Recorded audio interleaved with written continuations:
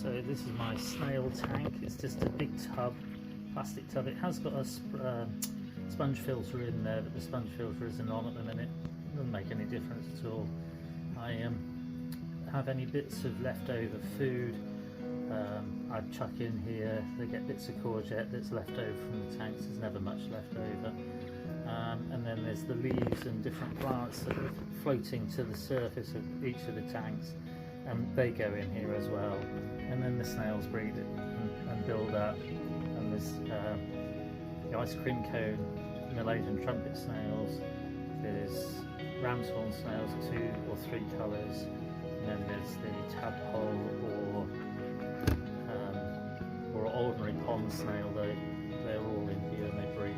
I just scoop them out when I need some to feed to the pufferfish, which is every day or a couple times a day.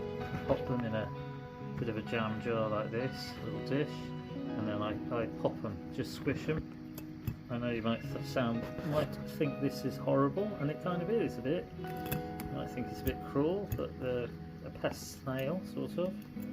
So I kind of squish them, and that way the pufferfish can eat them, and it'll break them up, and that way they don't overrun the actual tank, because they will do. So I go around, I squash them. Any that are really super tiny, don't really squash, because the pufferfish will actually be able to crush them itself and eat the insides of them. So I literally just pop them into the tank, give them a little squish them up a bit, pop them in the tank, and they sink to the bottom, and then hopefully the pufferfish will find them and go down and eat them. It's actually swimming off at the minute, but the rainbow fish have found one, and because it's popped, they're actually eating it.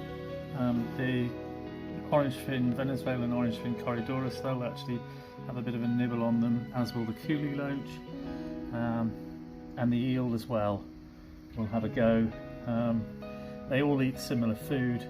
I don't really want the rainbow fish to feed on them because I'm trying to feed the pufferfish. So I have to add some of my crushed mix of food in to feed to the rainbow fish so that they don't eat all the crushed snails, and then the epistogramma and everything will eat the crushed food mix. So there's another coolie loach there just come out. There's a couple over there, and the corridorus, and even the octocinclus. They'll finish off any bits of food that's left over as well. But the snails are mainly for the pufferfish.